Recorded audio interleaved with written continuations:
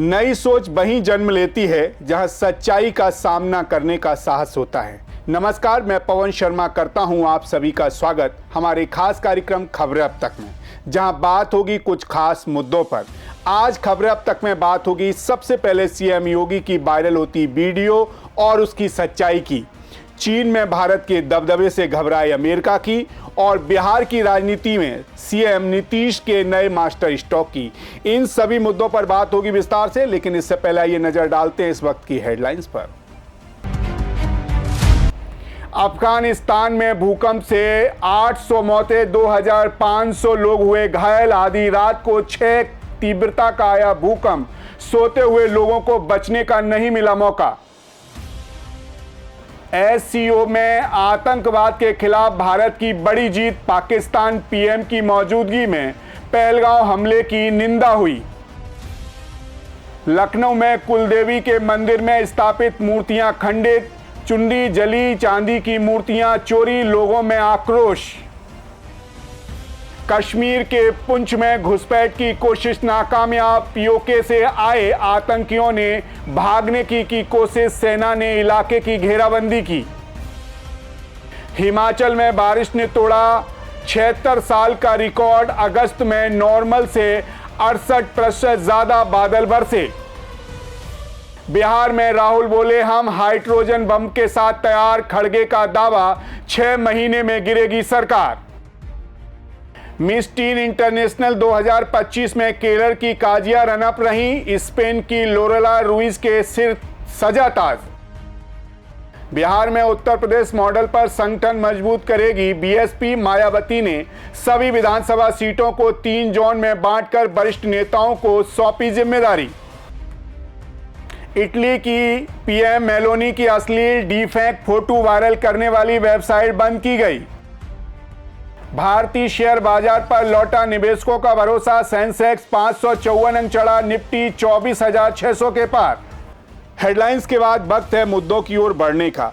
आज सीएम योगी की एक वीडियो खूब वायरल हो रही है, सीएम योगी की जमकर तारीफ भी हो रही है। दरअसल कानपुर की छोटी सी मायरा अपनी मां के साथ सीधे मुख्यमंत्री योगी आदित्यनाथ के सामने खड़ी थी, उम्मीद के साथ एक बेहद जरूरी गुहार लगाने के लिए। मामला था उसकी पढ़ाई का, स्कूल में एडमिशन का। सीएम ने प्यार से पूछा क्या बनना चाहती हो।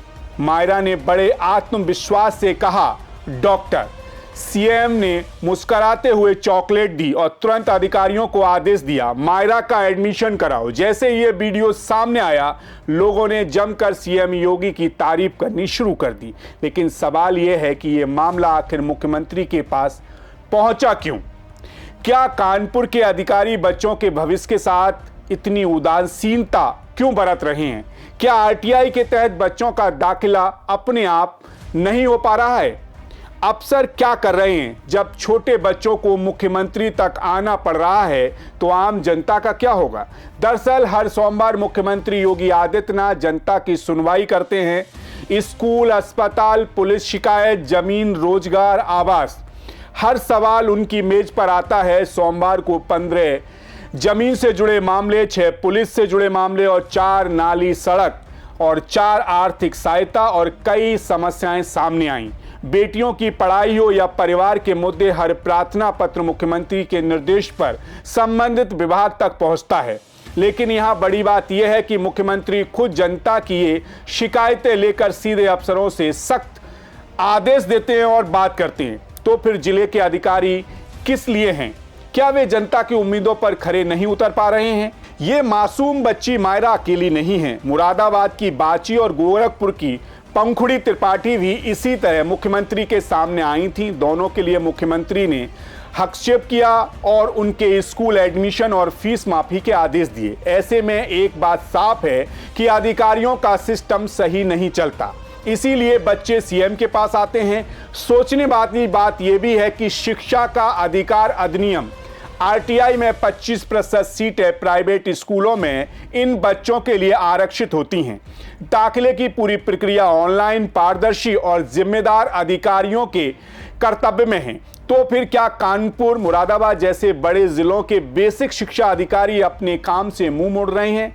IIGRS रैंकिंग में माप दिखता है कि कानपुर जैसे बड़े शहर अपनी जन शिकायत निस्तारण में टॉप 10 में नहीं हैं, जबकि छोटे छोटे जिले जैसे श्रावस्ती, शाहजहांपुर, अमेठी लगातार अव्वल हैं। देखा जाए तो मुख्यमंत्री योगी आदित्यनाथ जनता की समस्याओं को न केवल सुनते हैं बल्कि कार्रवाई के लिए कड़े निर्देश भी देते हैं, लेकिन जो असली परीक्षा है वो तो जमीन अफसरशाही की है। जब तक जिले के अधिकारी अपना काम ईमानदारी से नहीं करेंगे तब तक छोटे मासूम बच्चों को अपनी पढ़ाई के लिए मुख्यमंत्री के दरवाजे तक आना पड़ेगा। क्या ये सही है? क्या ये काबिलियत है? जनता इन सवालों का जवाब मांग रही है। फिलहाल इसी के साथ खबरें अब तक में रुक करेंगे अगली खबर की तरफ। चीन के तियानजिन में शंघाई सहयोग संगठन SCO समिट हुआ, लेकिन असली भूचाल तो अंतर्राष्ट्रीय कूटनीति में आया, वो भी तब जब एक ही मंच पर साथ खड़े हुए थे भारत के प्रधानमंत्री नरेंद्र मोदी, रूस के राष्ट्रपति पुतिन और चीन के राष्ट्रपति शी जिनपिंग। तो तस्वीरें तो साधारण हैं लेकिन संदेश बेहद असाधारण हैं।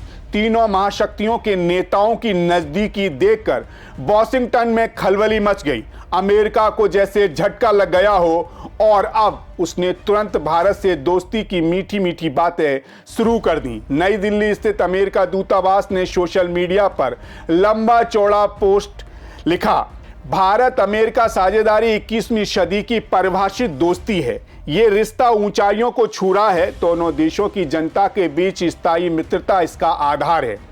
लेकिन सोचिए, वही अमेरिका है जो कुछ हफ्ते पहले भारत के रूस से तेल खरीदने पर आंखें तरे रहा था।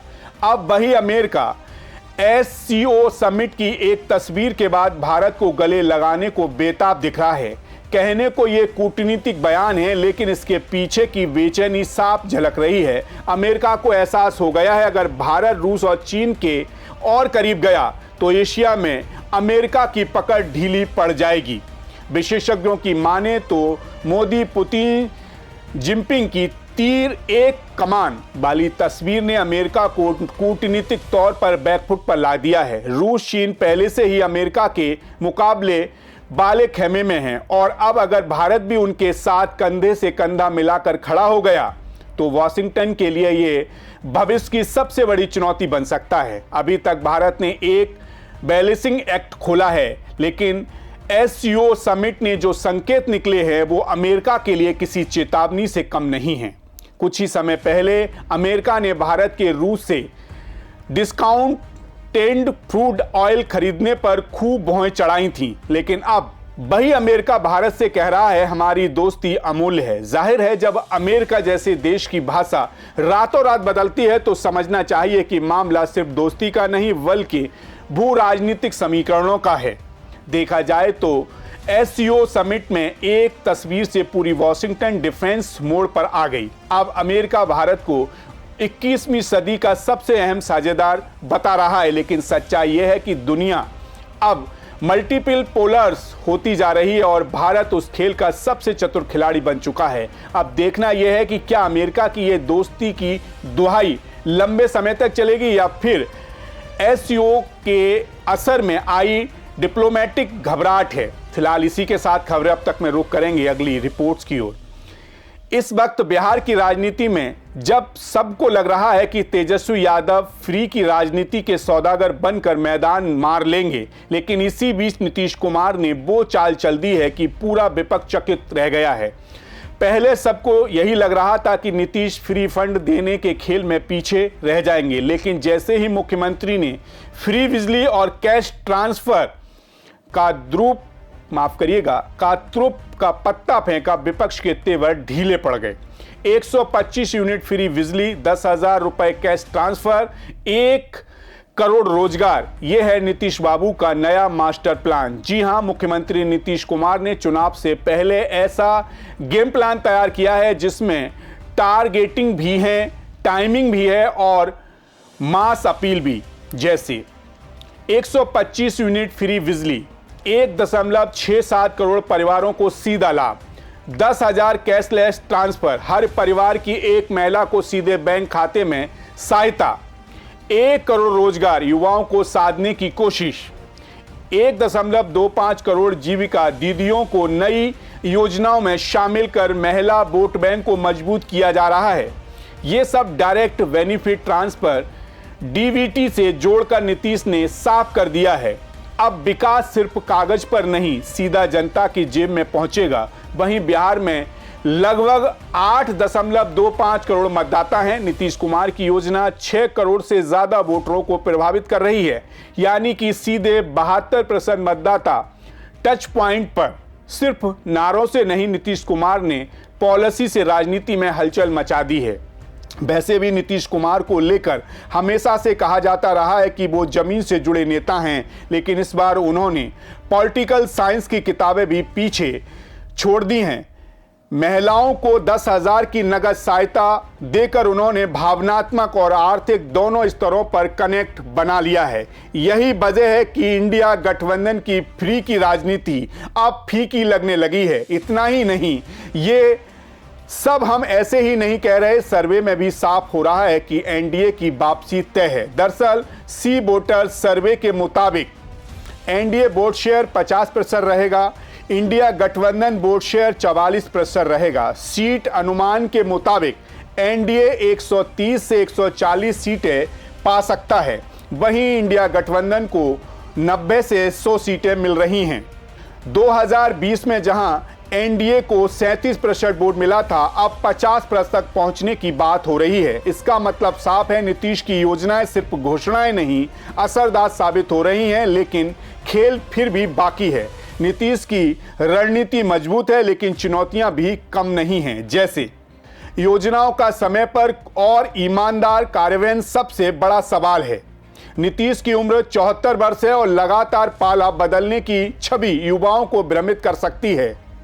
प्रशांत किशोर की जनसुराज, चिराग पासवान और मांझी जैसे छोटे दल कुछ सीटों पर सेंधमारी कर सकते हैं।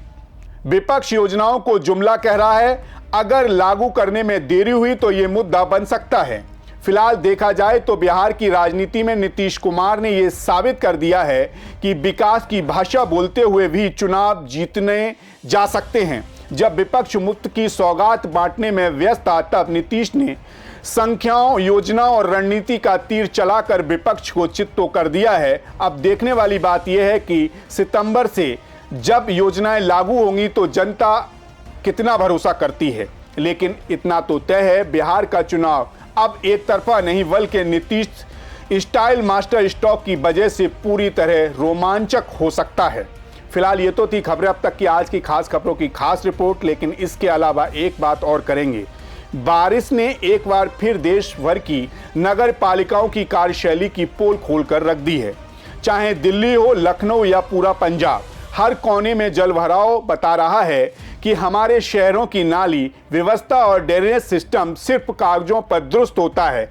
बारिश ने देश की निकम्मी और भ्रष्ट नगर पालिकाओं की पोल खोलकर रख दी है, बल्कि पूरी लापरवाही को सरेआम कर दिया है।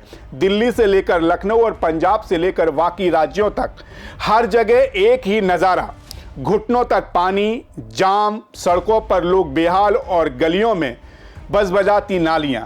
ये है हमारे सिस्टम की असली तस्वीर। हर साल करोड़ों का बजट विकास और सफाई के नाम पर डकारने वाले अधिकारी और नेता बिलों में छुपे बैठे हैं।